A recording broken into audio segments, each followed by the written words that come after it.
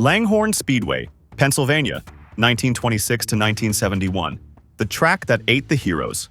Langhorne was a 1-mile dirt oval with virtually no straights, just a continual looping turn, and it gained a gruesome reputation. In NASCAR's early years, this was the most treacherous track on the circuit, claiming multiple lives. In fact, Langhorne saw 18 driver fatalities, 27 total deaths over its history. It was here in 1952 that Larry Mann became the first driver ever killed in a NASCAR race. Drivers faced high-banking, rough, rutted dirt, nicknamed Puke Hollow, and zero safety features. Bobby Unser once flat-out called Langhorne the most dangerous track on Earth. Attempts to improve the surface failed. The swampy ground literally swallowed new pavement. Ultimately, the only safety solution was to stop racing there. NASCAR dropped Langhorne by the late 1950s, and the track shut down for good in 1971. Its deadly legacy pushed the sport to seek safer speedways in the future. Daytona International Speedway, Florida, opened in 1959. NASCAR's grandest stage has also been its most dangerous. From the moment Daytona opened, the 2.5-mile high-banked Superspeedway demanded respect. In a 1961 qualifier, Lee Petty and Johnny Beauchamp sailed over the guardrail in a horrifying crash that symbolized Daytona's peril. Over the decades, at least 8 Cup drivers have lost their lives at Daytona, including the sport's icon, Dale Earnhardt, in a 2001 final lap wreck that shocked NASCAR to its core. With 31-degree banked turns, stock cars would routinely exceed 200 miles per hour on the long straights, racing 4 and 5 wide in huge packs. The inevitable result? The infamous Big One, multi-car pileups that can happen at any moment. After Bobby Allison's 1987 airborne crash nearly flew into the crowd, injuring spectators and tearing out fencing, NASCAR imposed restrictor plates to rein in speeds at Daytona and Talladega. In the years since, Daytona has implemented safer soft walls and improved catch fences, and after Earnhardt's death, the hands device and other safety measures became mandatory. Still, the world center of racing remains a place of incredible thrills and danger every time the green flag drops. Talladega Superspeedway, Alabama, opened 1969. If Daytona is perilous, Talladega might be even wilder. At 2.66 miles, Talladega is NASCAR's biggest oval, with even steeper banking, 33 degrees, than Daytona, and a knack for producing chaos. It's the site of legendary speed records. Bill Elliott hit an astonishing 212.8 miles per hour here in 1987, and jaw-dropping crashes. That same year, Bobby Allison's car blew a tire, went airborne, and shredded Talladega's catch fence in a shower of debris, injuring several fans, though miraculously causing no fatalities. The scare prompted NASCAR to mandate restrictor plates to slow the cars at the 2 superspeedways. Talladega's danger comes from pack racing. The draft keeps cars bunched tightly at 190+ miles per hour, so one wrong move triggers a massive wreck. Drivers talk about bracing for the big one, and Talladega delivers some of the sport's ugliest pileups. While it hasn't seen as many driver deaths as Daytona, it has had its tragedies. 2 Cup drivers, Larry Smith and Tiny Lund, lost their lives in 1973 and 1975 respectively. Safety upgrades like roof flaps, added in the 90s to prevent flipping, better fences and safer barriers have helped. But even today, Talladega's mix of insane speed and close quarters makes it one of NASCAR's most fearsome venues. Every lap here is a heart-pounding gamble for drivers and fans alike. Darlington Raceway, South Carolina, opened 1950. The track too tough to tame has humbled drivers for generations. Darlington's odd egg-shaped design, one end tighter and more steeply banked than the other, forces racers to the ragged edge. In its early decades, that edge was often overstepped.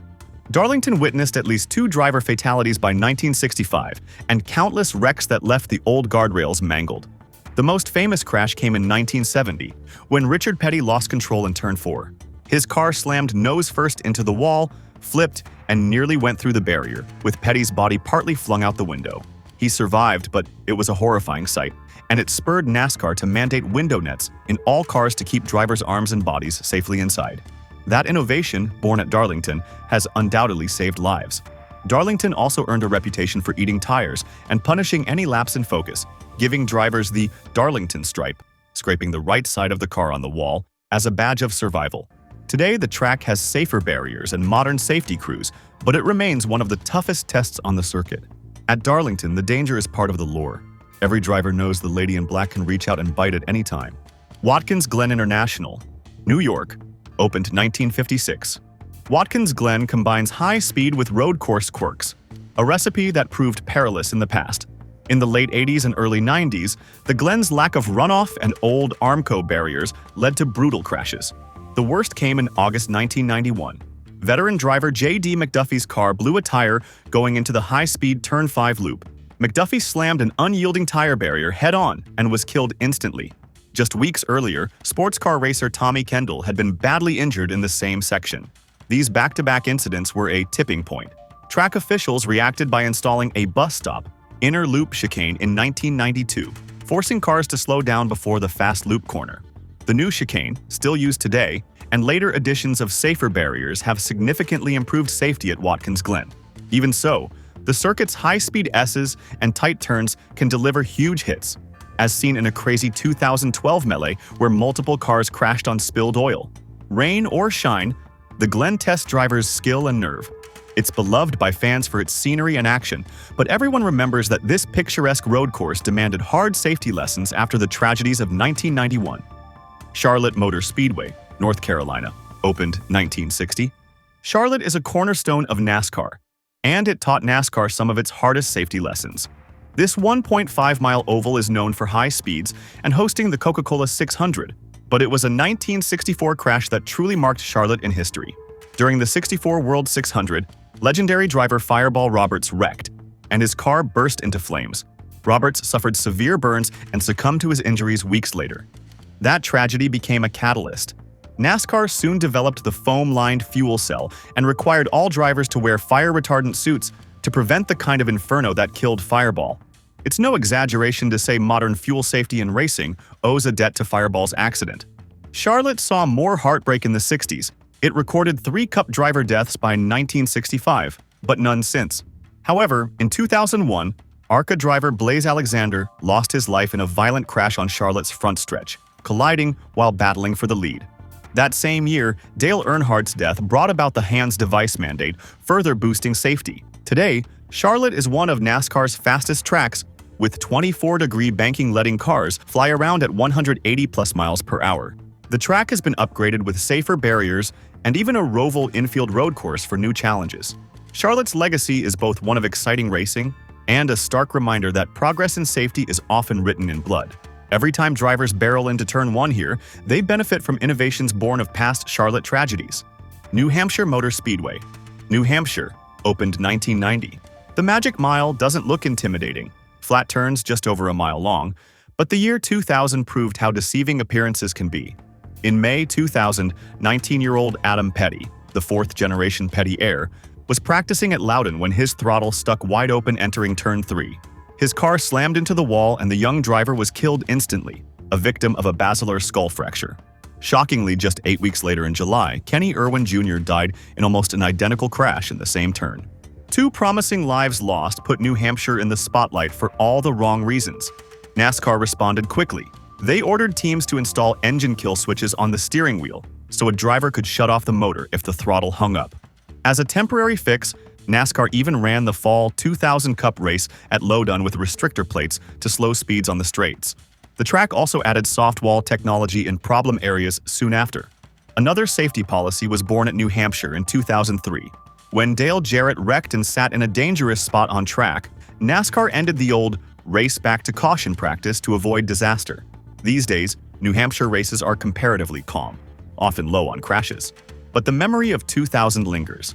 It proved that even a fairly small flat oval can bite hard if circumstances go wrong. Petty and Irwin's legacy is a safer system that's likely saved other drivers in the years since. Pocono Raceway, Pennsylvania, opened 1971. The Tricky Triangle is a unique beast, part Superspeedway, part road course, and it has a history of frightening wrecks.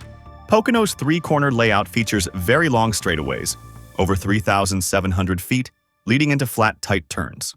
That means stock cars hit about 200 miles per hour on the straights and then have to slam on the brakes for corner entry. The danger is obvious. Brake failures or loss of control can produce huge impacts at awkward angles. A case in point was Elliott Sadler's 2010 crash. Sadler's car got turned off track and went hurtling toward an unprotected infield wall. He smashed it head-on so hard that the engine ripped out of the car. arguably the hardest hit ever recorded in NASCAR at over 90 Gs.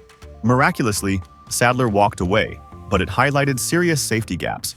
Drivers had long criticized Pocono's lack of soft walls in certain areas, saying it was a matter of time before someone got badly hurt. After 2010, Pocono installed more safer barriers and reconfigured some inside walls to ensure no exposed blunt angles. The track also repaved to provide more grip. While Pocono has never had a Cup Series fatality, it has seen tragedy in lower ranks and among officials, including an IndyCar driver's death in 2018 and a track worker's death in 1982. Even for veterans, Pocono's challenges command respect. The tunnel turn, Turn 2, is notorious for sudden crashes. Thanks to upgrades, the triangle is safer now, but as the saying goes, tricky Pocono can still bite if you're not careful. Michigan International Speedway, Michigan, opened 1968. Wide open and wicked fast, Michigan is a 2-mile oval that has produced incredible racing and some chilling moments. With 18 degrees banking and a superspeedway length, Michigan allows Cup cars to run well over 200 miles per hour without restrictor plates. Drivers love the multiple lanes, but those high speeds have a dark side. In August 1992, during a Busch Series Xfinity practice, Clifford Allison, the son of Hall of Famer Bobby Allison, lost his life in a crash at Michigan. 2 years later, in 1994, NASCAR champion Ernie Irvan crashed in Cup practice here and sustained critical head injuries, a basilar skull fracture that nearly killed him. Irvan's survival was touch and go, and he missed over a year of racing. These incidents underscored that Michigan's margins for error are razor-thin at such velocity. In the aftermath, NASCAR and the tracks focused on better medical response and, eventually, head and neck restraints, the Hans device, to address the kind of injury Irvan suffered. Michigan was also one of the first big ovals to install safer barriers, all around by the mid-2000s. Despite the dangers, Michigan's races often feature thrilling, ultra-close finishes and packs of cars running 4 wide, a testament to the track's design. The track has avoided major injuries in recent years, but every driver knows that when you're averaging 200 miles per hour, lap after lap, you're riding the knife's edge. Michigan's legacy is a reminder that fast and dangerous are often two sides of the same coin. Homestead-Miami Speedway, Florida, opened in 1995. Homestead is a modern track with a not-so-modern origin story. It was born out of a safety failure. The track was originally built as a flat, squared-off oval, modeled after Indianapolis Motor Speedway's layout, with only 6 degrees of banking. That design proved extremely unforgiving. In March 1997, during a NASCAR Truck Series race, 27-year-old John Nemechek, younger brother of Joe Nemechek, spun and hit the Turn 1 wall driver's side first. The impact caused severe head trauma, and John succumbed to his injuries a few days later. His tragic death highlighted the track's flaw. Sharp corner angles and flat banking result in terrible crash dynamics if something went wrong. Homestead officials responded immediately. They tore down the old layout and in mid-1997 reconfigured Homestead into a traditional oval with gentler turns and continuous 6-degree banking to prevent another catastrophe. This change, essentially softening the track's geometry, was a direct result of Nemechek's accident. But they didn't stop there. In 2003, Homestead was reworked again to add progressive banking up to 18 to 20 degrees, allowing multiple racing lanes and safer handling at high speed. Safer barriers were also added around the entire track. Since these upgrades, Homestead has shed its early reputation as a danger track and become a favorite for its competitive races, hosting the championship finale for nearly 20 years. It's a poignant example of learning from tragedy. Homestead's very design was changed to save lives, and it stands today as a much safer speedway because of that hard lesson.